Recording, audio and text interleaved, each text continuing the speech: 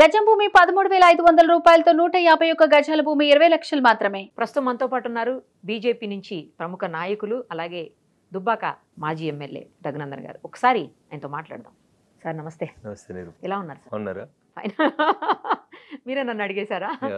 ఎలా ఉన్నారు మీరు? ఇంటర్వ్యూ అప్పుడప్పుడు ఇటు నుంచి అటు అయిపోతుంది. అలాగే ఉంది ఇదేదో.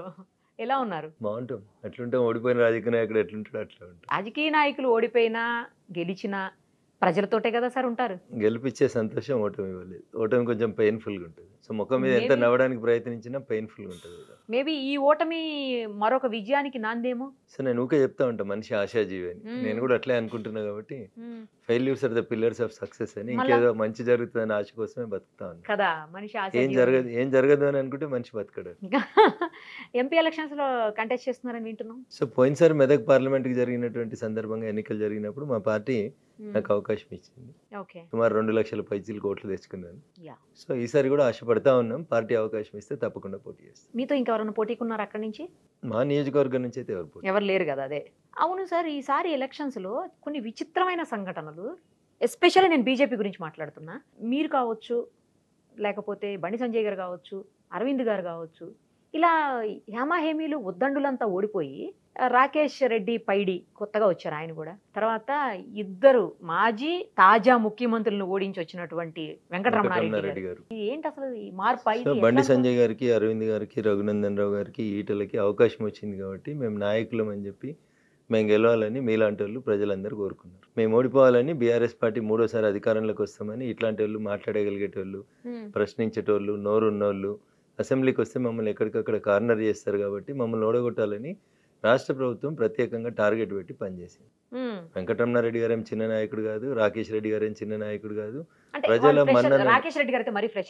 ప్రజల మన్ననలు పొంది అధికారంలోకి వచ్చిండ్రు, ఎమ్మెల్యేగా గెలిచిరు ఇన్ని క్లిష్ట పరిస్థితులలో. అంటే వాళ్ళు కూడా ఆయా నియోజకవర్గాల్లో ప్రజలకు ఎంతో కొంత సేవ చేసి ఉంటారు, ప్రజలకు అందుబాటులో ఉంటారు కాబట్టి ప్రజలు వాళ్ళని స్వాగతించారు. అయితే ప్రభుత్వం వారి మీద ఎక్కువ ఫోకస్ పెట్టలేదు.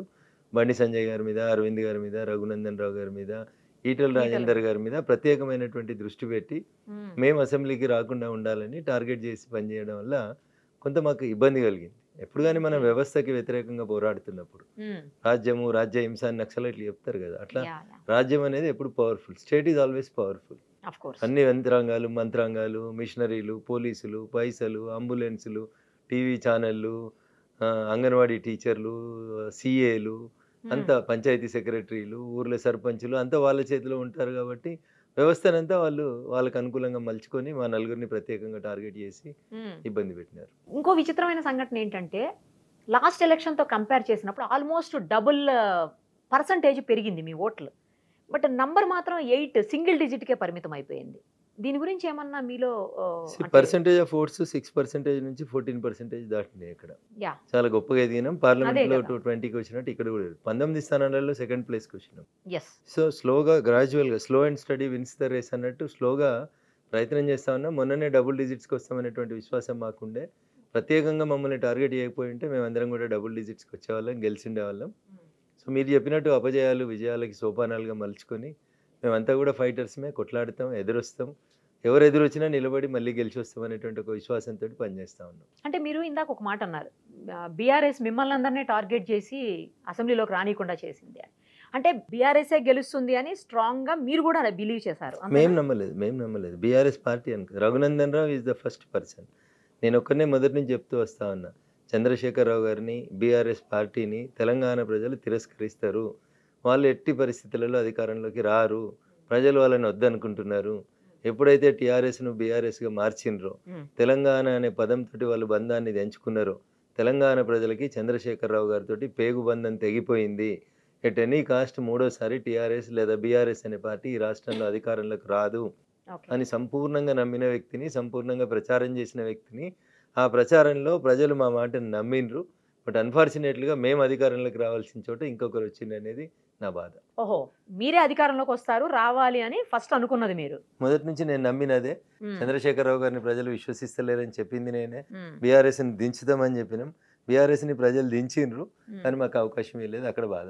మీరు సింగిల్ డిజిట్కే పరిమితం అయిపోయి, లేకపోతే సీట్ల శాతాన్ని పెంచుకొని చాలా చోట్ల సెకండ్ ప్లేస్లోకి వచ్చి, ఇటు గొప్పగా ఎదిగి అటేమో డౌన్ అయిపోయి, వీటన్నింటి మీద అంతర్మదనం మొదలైందా పార్టీలో? ఏ రాజకీయ నాయకుడైనా ఏ పార్టీ అయినా ప్రతి ఎన్నికల తర్వాత అంతర్గతంగా సమీక్ష చేసుకుంటాం. విత్ ఇన్ ద 4 walls జరిగేటువంటి సమీక్షలో కొన్ని మాత్రమే బయటికి చెప్పుకోగలుగుతాం, కొన్ని బయటికి చెప్పుకోలేం. ఓకే. తెలంగాణకి టీఆర్ఎస్ పార్టీకి మధ్యలో పేగుబంధం తెగిపోయింది. ఎప్పుడైతే టీఆర్ఎస్ బీఆర్ఎస్గా మార్చుకుందో తన పేరుని, అప్పుడే ప్రజలకి టీఆర్ఎస్ పార్టీకి మధ్యలో పేగుబంధం తెగిపోయింది. నేను ఈ పదం పదే పదే ఎందుకు చెప్తా ఉన్నా అంటే, రానున్నటువంటి పార్లమెంట్ ఎన్నికలలో మీరు ఒక ఓటర్ అనుకోండి నిరుపమ్ గారు, ఎందుకు బీఆర్ఎస్ ఎంపీ అభ్యర్థి కోటేయాలి? ఈ ప్రశ్న ఏ ప్రచారంలో మేమందరం కూడా ప్రజల ముందు ఉంచుతాం. తెలంగాణ సమాజం ముందు తెలంగాణతో పేగుబంధం తెంచుకొని భారత రాష్ట్ర సమితిగా పేరు మార్చుకొని గల్లీలో అధికారంలో లేక, ఢిల్లీలో అధికారంలో లేక బీఆర్ఎస్ పార్టీ ఎంపీకి పొరపాటున మీరు ఓటేస్తే ఏం చేయాలి? ఎంపీ ఏడిపోయి పని చేయాలి? రేవంత్ రెడ్డి గారి దగ్గరికి, ప్రగతి భవన్ దగ్గరికి పోయి ముచ్చట పెట్టాలన్నా? ఎందుకు రానిస్తాడు రేవంత్ రెడ్డి? కాంగ్రెస్ పార్టీ ఎందుకు రానిస్తుంది? నీవు 10 ఏళ్లలో చేసినటువంటి పనే నీకు రేపు వాళ్ళు చేస్తారు కదా. అందుకని బీఆర్ఎస్ ఎంపీలకు ఓటేస్తే అది హుస్సేన్ సాగర్లో వేసినట్టే అవుతుంది తప్ప ఎందుకు ఉపయోగపడుతుంది? ఢిల్లీలో మోడీ గారు ఎందుకు రానియాలి బీఆర్ఎస్ వాళ్ళని? వీళ్ళతో ఏం ఫలితం? 1, 2, 3 గెలిస్తే వాళ్ళు వచ్చి ఏం చేస్తారు? ఆ బీఆర్ఎస్ ఎంపీలు బిక్కు బిక్కుమని కూర్చోవడం తప్పితే ఏం చేస్తారు? నువ్వు మమ్మల్ని ఏం చేసినావు అసెంబ్లీలో? రేపు మేము అదే చేస్తాం కదా పార్లమెంట్లో. 119లో ముగ్గురు ఉంటమే నువ్వు అంత అరాచకం చేసినావు. రేపు 545 మంది ఎంపీలు ఉన్న కాడ మీరు 1-2 అయితే మీ పరిస్థితి ఏముంటుంది? ఏం చేయగలుగుతావు? అసలు నీ అటెండెన్స్ పర్సెంటేజ్ ఎంత? కేసీఆర్ గారిది, విజయశాంతి గారిది అటెండెన్స్ పర్సెంటేజ్ ఎంత? టీఆర్ఎస్ ఎంపీలుగా వీళ్ళు పార్లమెంట్కి వచ్చి చేసింది ఏంది? 2 జాతీయ పార్టీలు అనుకొని తెలంగాణ ఇవ్వకపోతే వీళ్ళు ఎక్కడ? అందుకని ఒకసారి ఆలోచించాలి. ఎందుకు బీఆర్ఎస్ కోటేయాలి? నేను పేగుబంధం తెగిపోయిందని పదే పదే ఎందుకు చెప్తున్నా అంటే, ఈ పార్లమెంట్ ఎన్నికలలో వాళ్ళకి 2-3 సీట్లు కూడా రాలేదనుకోండి, ఇప్పుడు ఆడ ఉన్న ఎమ్మెల్యేలు ఆడ ఎందుకు ఉంటారు? ఇక భవిష్యత్తులో బీఆర్ఎస్ ఎందుకు ఉంటుంది ఈ రాష్ట్రంలో? పోటీ కాంగ్రెస్ బీజేపీ మధ్యలోకి మార్చబడుతుంది క్వైట్ న్యాచురల్గా. బీఆర్ఎస్ అనే దానికి సంబంధం లేని పరిస్థితి అవుతుంది ఈ రాష్ట్రంలో. కాబట్టి BRS will be no more in this election scenario. అంటే ఈ ఎలక్షన్ సినారియోలో ఉండదనే, లేకపోతే ఎప్పటికీ ఉండదనే మీ అర్థం? ఈ ఎలక్షన్ సినారియోలోంచి పక్కకు జరిగిన తర్వాత భవిష్యత్తులో బీఆర్ఎస్ అనేది తెలంగాణ రాష్ట్రంలో కనుమరుగవుతుంది. ఒకప్పుడు బీజేపీకి ఉన్న స్థానాలు ఎన్ని దేశవ్యాప్తంగా? భారతీయ జనతా పార్టీ ఒక ఐడియాలజీ బేస్డ్ పార్టీ. అవసరాన్ని బట్టి తన రూపాన్ని రంగును మార్చుకోలేదు. టీఆర్ఎస్ అట్లా కాదు.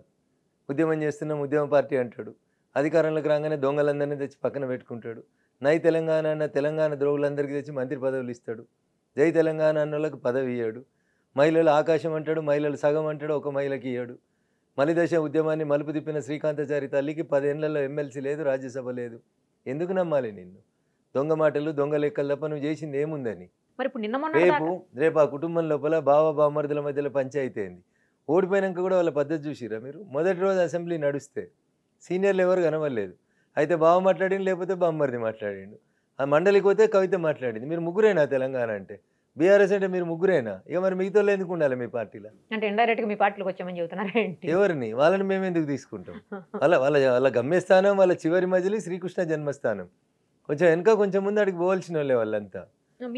మీరు ఇందాకన్న మాట ప్రకారం చూస్తే కాంగ్రెస్ కూడా లాస్ట్ మనం ఎలక్షన్ అయిపోయిన తర్వాత కాంగ్రెస్ పరిస్థితి చూసిన తర్వాత ఈ ఎలక్షన్స్ లో కాంగ్రెస్ అసలు గెలుస్తుందని, పార్టీని ఇంత స్థాయికి తీసుకొస్తుందని, ప్రభుత్వాన్ని ఫామ్ చేస్తుందని అనుకున్నామా ఎవరమైనా? అసలు నేనేం చెప్తాను మీకు, మళ్ళీ కాంగ్రెస్ అయినా బీజేపీ అయినా నేషనల్ పార్టీస్.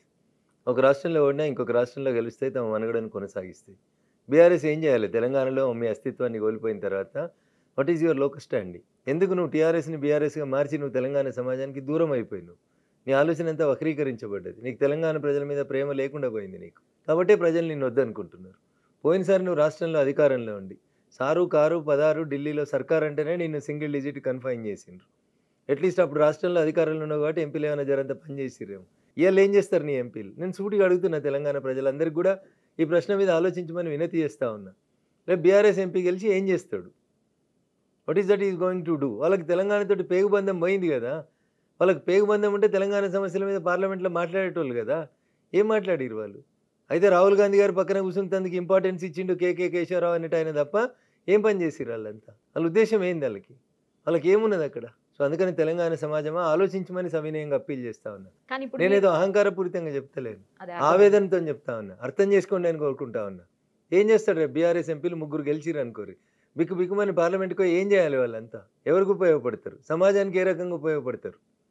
గెలిస్తే అధికారంలో ఉన్న మామూలు గెలిపించుండ్రి, ఓడితే ప్రతిపక్షంలో ఉండే కాంగ్రెస్కి 1-2 సీట్లు ఇయ్యండ్రి.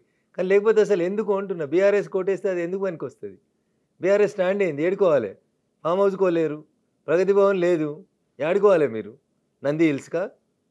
అది కూడా తలుపులు తీస్తారని నేను అనుకోను. ఇప్పుడు మీరు చేస్తున్నటువంటి ఈ ప్రచారం ఏదైతే ఉందో అసలు బీఆర్ఎస్ కి వేయద్దు, బీఆర్ఎస్ వాస్తవం కదా. బంగాళాఖాతంలో వేసినట్టు వేస్ట్ అయిపోయినట్టు అంత ఇవన్నీ దూరం ఏదైతే పోలేను నేను. ప్రచారం హుస్సేన్ సాగరే చేస్తున్నారో అన్నా నేను. హుస్సేన్ సాగరే బంగాళాఖాతం పోనీ ఎందుకు ఇంకా. వేస్ట్ అయిపోద్ది, దానికి వాల్యూ లేదు, ఆ ఓట్లకి వాల్యూ లేదు, గెలిచిన వాళ్ళకి వాల్యూ ఉండదు, ఏమి ఉండవండి. ఈ ప్రచారం అంతా కూడా మీకంటే కాంగ్రెస్కి ఎక్కువ ఉపయోగపడేలాగా అనిపిస్తోంది. అసెంబ్లీ ఎన్నికలలో కాంగ్రెస్ పార్టీకి ఉపయోగపడినటువంటి మాట వాస్తవం.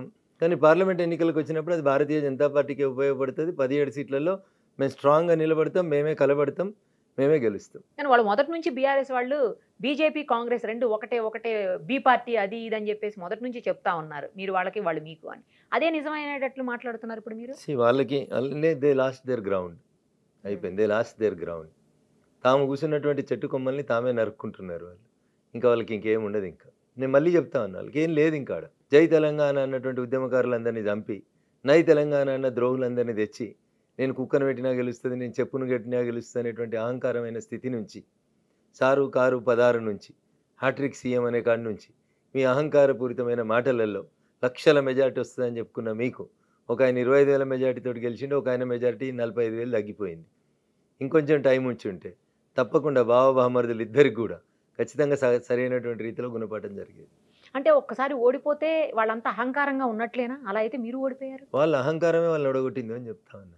నన్ను వాళ్ళు కావాలని ఓడగొట్టిండ్రు. నన్ను ఉద్దేశపూర్వకంగా డబ్బులు పెట్టి పోలీసులు పెట్టి నన్ను టార్గెట్ చేసి కొట్టిండ్రు.